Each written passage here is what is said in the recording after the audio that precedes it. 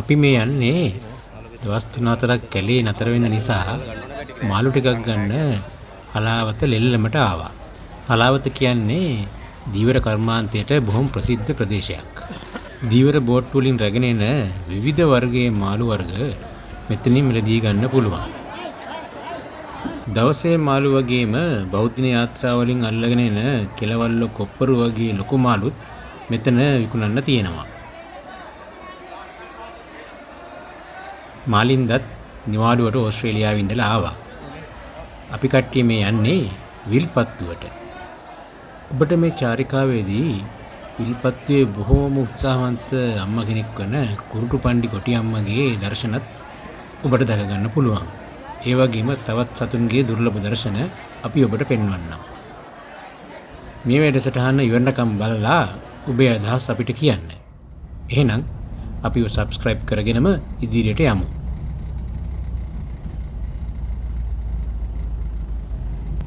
ඔන්න අපි විල්පත්තුව ජාතික වනෝද්‍යානයේ උණුවිලගම ප්‍රධාන පිවිසුමෙන් ඇතුල් වුණා.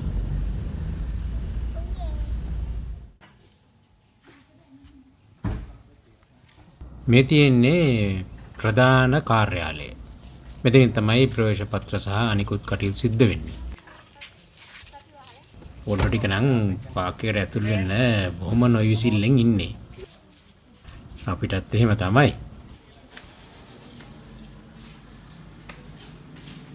මෙතන තොරතුරු මධ්‍යස්ථානයකුත් තියෙනවා.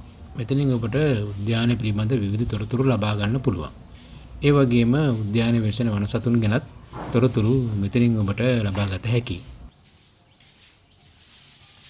ඒ වගේම විවිධ සතුන්ගේ ඇටසැකිලි අනුරු මෙන්ම නිදර්ශනත් ඔබට මෙතෙන්දී බලන්න පුළුවන්.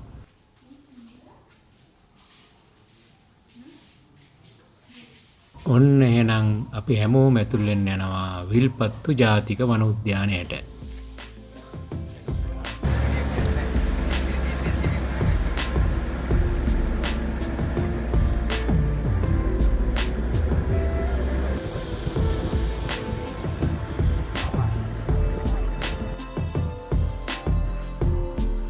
අපි වැඩි දුරක් ගියේ නෑ. මෙන්න වලහක් මතු වුණා. වලහ කියන්නේත් කැලේකදී දකින්න ලැබෙන දුර්ලභ සතෙක්. නමුත් විල්පත්තුවේ වනයට ඇතුළු වෙන පිවිසුමේ ඉඳලා මරදම් මඩුව දක්වා ඇති දුර ප්‍රමාණයේදී වලහෙක් මුණ ගැහෙන්න තියෙන අවස්ථාව වැඩි. වලස්සු ගොඩක් වෙලාට මිනිස්සුන්ට මුහුණ දෙන්නේ නැහැ. නමුත් සමහර වලස්සු ඉන්නවා පාරවල් වලට වාහන වලට හුරු වෙච්ච. ඒ වගේ වලහෙක් පාරට ආවොත් වාහන ගණන් ගන්න නැහැ. එයා දිගටම පාර දිගේ යනවා. මෙන්න මෙයත් ඒ වගේ එක්කෙනෙක්. දැන් සෑහෙන දුරක් අපිත් එක්ක පාර දිගේ ඉස්සරහට යනවා.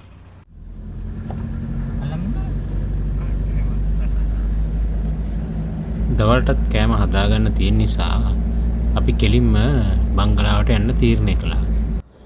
අපි මෙවර නතර වෙන්න තීරණය කළේ පනික්කවිල බංගලාවේ.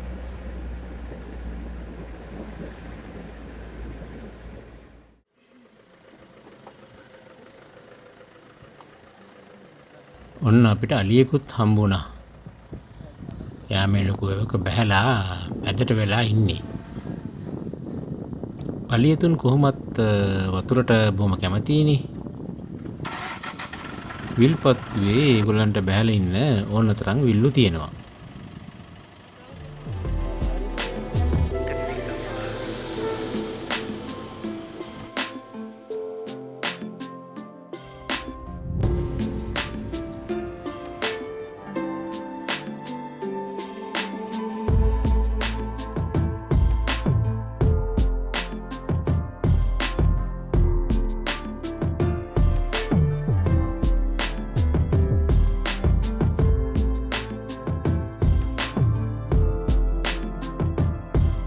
හොඳ දඟයෝ ටිකක්.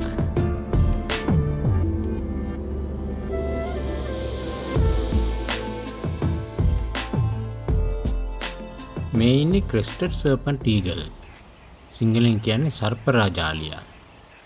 අනිත් රාජාලින්ට වඩා ගොඩක් පහත මට්ටමේදී දකින්න පුළුවන් රාජාලියෙක්. ඒ වගේම කහපාට ඇස් දෙක සහ මුහුණ නිසා මෙයාව පහසුවෙන් වෙන් කර හඳුනා ගන්න පුළුවන්. ගොදුරු වශයෙන් බහුලවම සර්පයන් තමයි ආහාරයට ගන්නෙ. මේත් බොහෝ විට ඇවිල්ලා ඉන්නේ සර්පයෙකුට කුරුමානම් අල්ලන්න වෙන්න ඇති. ඔන්න අපි පනික්කවිල බංගලාවට ආවා. මේ බංගලාව තියෙන තැන පුදුම ලස්සන තැනක්. ඉස්සරහින් තියෙන්නේ විල්ලුවක්. වටේම තියෙන්නේ ඝන වනාන්තරය. ගොඩක් වනසතුන් මේවට ජීවත් වෙනවා. ඒ වගේම කොටියත් මේවට නිතරම ගැවසෙනවා. මෙන්න බංගලාව ගාවටම ලස්සන කුරුල්ලෙක් ආවා. මෙයා මේ ඇවිත් ඉන්නේ නුග ගෙඩි කන්න. මෙයාට කියන්නේ ශ්‍රී ලංකා ග්‍රීන් පිජන්. එහෙමත් නැත්නම් ශ්‍රී ලංකා බටගොයා. මෑතකදී මෙයා අපේ රටට ආවේනික පක්ෂියෙක් විදිහට හඳුනාගත්තා. මීට කලින් එයාට කිව්වේ පොම්පඩෝ ග්‍රීන් පිජන් කියලා. දිග දුරක් ගෙවාගෙන ආපු නිසා කට්ටියට ටිකක් මහන්සි. ඒ නිසා අපි තීරණය කළා අද හවස සෆාරි යන්න නැතුව විවේකීව බංගලාවේ ගත කරනවා කියලා. මොකද බංගලාව ගාවත් හවසට හරිම ලස්සනයි. ඒ වගේම ගොඩාක් පක්ෂීන් ඇතුළු ගොඩක් සත්තු මේ වැවටත් පැමිණෙනවා. මේ බංගලාවේ ඉඳලා මීටර කිහිපයක් ඇතුළත මට කිහිපවරක් කොටින්ව හම්බ වෙලා තියෙනවා. ඉදිරි රාත්‍රී 3 අපි ගත කරන්නේ මෙන්න මේ පනික්කවිල බංගලාවේ. ඊටාම සොඳුරු තැනක්. සපාරි යනා වගේම මේ වගේ වැවක් ගාව හවස් වරුවේ නිදාසේ ගත කිරීමත් ඊටාම සුන්දර අත්දැකීමක්. ඉරත් බැස ගිහිල්ලා දැන් කරුල වැටෙනවා. නමුත් තාමත් ඉර ඉතිරි කරලා ගිය වර්ණ ටික වැවේ හැමතැනම විසිරීලා ගිහිල්ලා. මෙවැනි ලස්සන දර්ශන දකින්න මේ වගේ උදේකලා සුන්දර තැන් වලටම තමයි යන්න ඕනේ. හොඳින් විවේක ගත්ත අපි දෙවෙනි දවසේ පාන්දරම සෆාරිය ආරම්භ කළා.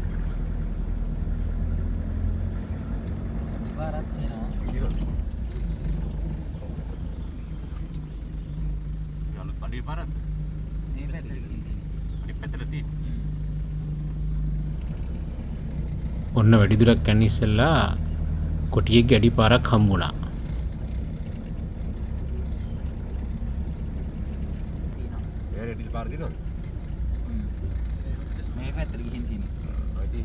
අලුත්ම අඩි. කොටියා අපි යන පාර ඉස්සරහටම ගිහිල්ලා බොහෝ දුරට ඉදිරියේදී හමු වෙයි.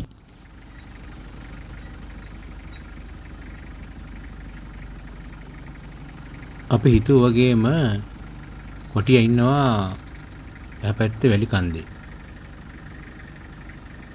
අපි දැකලා ටිකක් ඉක්මනට ඉස්සරහට ගියා. පාර පයින්න වගේ හිටපු නිසා ඉස්සරහින් පාර පණේ කියලා හිතලා අපිත් ළඟින් නතර කරගෙන බලන් හිටියා. ඔන්න පාරට ගොඩ වුණා.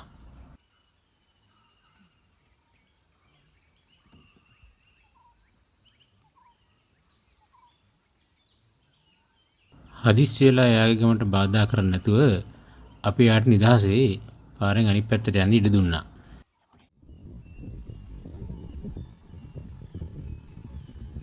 එයා ඉක්මනටම කැලේ ඇතුළට ගියා. මෙතනට කියන්නේ නෙළුම් විල කියලා. හරිම ලස්සන තැනක්. හිරු නැගගෙනනකොට තවත් ලස්සනයි. හත්පස පරිසරයේ මීදුමකුත් දකින්න පුළුවන්.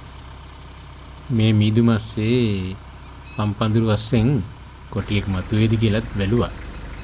නමුත් එහෙමනම් තාම මුකුත් සලකුණක් නැහැ.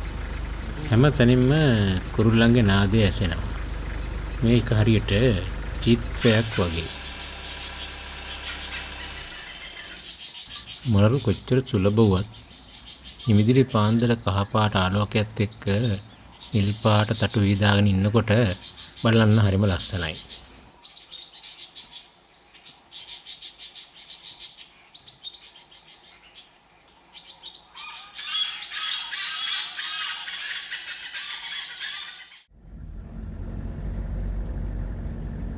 මේ කොක්කාරිය විල්ලුව මෙහි ලවණ ගතිය ගොඩක් වැඩි.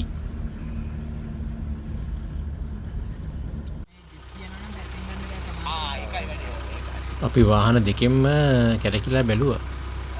තාම ළඟට කොටියෙක් නම් හම්බුනේ නැහැ. පහුගිය දවස්වල හොඳටම වැස්ස නිසා වැව්වල වතුර හොඳටම පිරිලා. වැව් වද්දරින් යන පාරවලුත් ගොඩක් යට වෙලා තියෙන්නේ.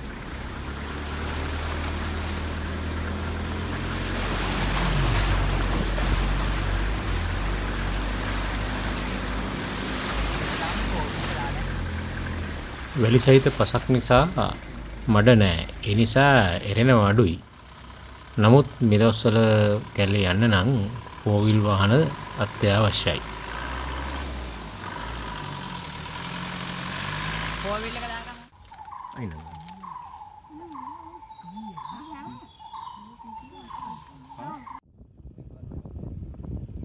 මෙන්න තවත් අලියෙක් හම්බ වුණා. මෙහෙම අලි වැව්වල ඉඳගෙන දවස පුරාම මේ පැරෑටි ආහාරයට ගන්න එක විල්පත්තුල විතරක් ආවෙනික දර්ශනයක්. රටේ අනිත් වන උද්‍යානවල මෙසේ අලි දවස පුරාම බැහැලා ඉන්නවා හරිම අඩුයි. එහෙම හිටියොත් බොහෝ දුරට ඉන්නේ අසනීප වෙච්ච අලියෙකෝ වයෝවෘද්ධ අලියෙක්. අලි වයසට ගියාම අවසාන කාලෙදී බොහෝ විට ජලයට ඇවිත් ජලයේ තියෙන සුමට පැලෑටි වර්ග ආහාරයට ගන්න පෙළඹෙනවා. එහෙම වෙන්නේ ඔවුන්ගේ අවසාන දත් පේලියත් ගෙවි ගියාට පසුවයි.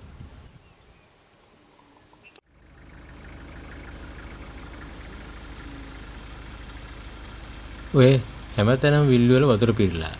හැබැයි හරිම ලස්සනයි. මෙන්න අපිට තවත් සුවිශේෂී පක්ෂියෙක් මුණ ගැසුණා. මෙයා ලොකු බකමුණෙක්. මෙයාට කියන්නේ බ්‍රවුන් ෆිෂ් අවුල්.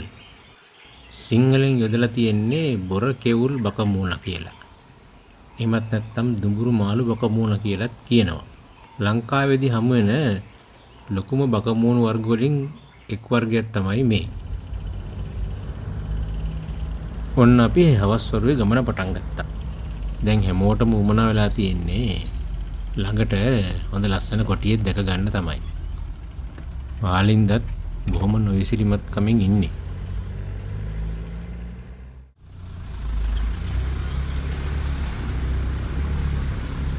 ඔය කෙනා දහනවද එක්කෙනෙක් මොකද? පොඩ මෙයා යාළුවා වැඩ නැහැ. එන්නට කවුද? මෙයා ගහනවද? කාංචන මොකෝ තාත්තේ? ඔව්. ඔව්. Thank you.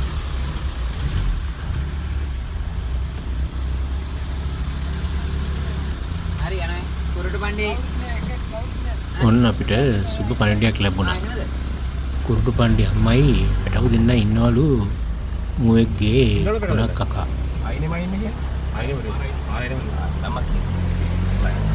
අපි යන හොඳයි වාහනත් නැහැ. නෑ ඒක තමයි. ටික මොකද සෙට් වුණාම මේ කවුරුත් නැහැ කියලා කිව්වේ නේ. ඔව්. තමක් කියන්නේ. ඒ කියන වෙන්නේ අර කට්ටිය කරගලා ඉන්නේ කිව්ව වගේම එක කොටියෙක් පාර මැද ඉන්නවා. ඔය ඕපන් එකේ හිමින් ගිහලා නතර කරගන්න. අතර ගම මම පැත්තට දාගන්න. දැන් උතරින් මම පැත්තට දාගන්න. මෙතන මම පැත්තට ළඟට ගන්න එපා. මේක ගන්න.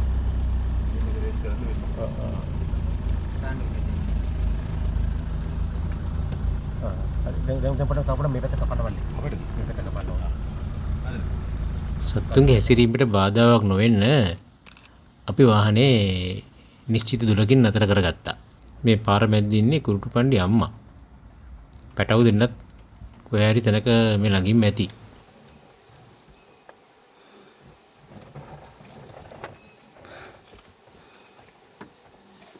කුරුටු පණ්ඩි අම්මා බොහොම ධෛර්යවන්ත කොටි අම්මා කෙනෙක්. මීට කලින් මුර කීපයක්ම පැටවන් බිහි කරලා ඔවුන් වැඩි වීට පත් වෙනකන් හොඳින් බලාගත්තා. ඔය ඔහොම ඉන්නේ හොඳින් කෑම අරන් පොඩි විවේකයක් ගන්න.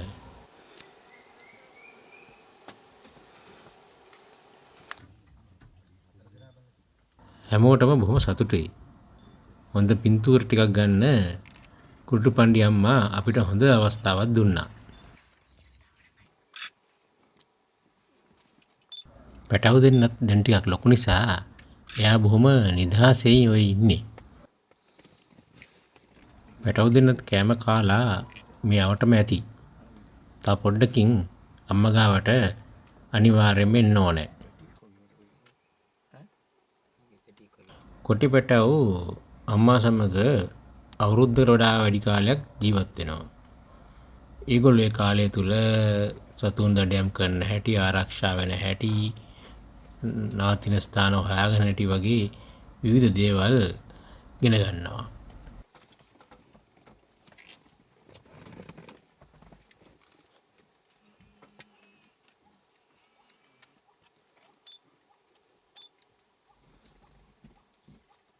මෙහෙම නිදහසේ කොටිය බලන්න පුළුවන් හොඳම තැනක් තමයි විල්පත්තු ජාතික වනෝද්‍යානය. වාහනත් ගොඩක් මේ පැත්තට එනවා අඩුයි. ඒ නිසා කොටියෙක් හම්බුනොත් බොහොම නිදහසේ ගොඩක් වෙලා අපිට ඒ දෙස බලන් ඉන්න පුළුවන්.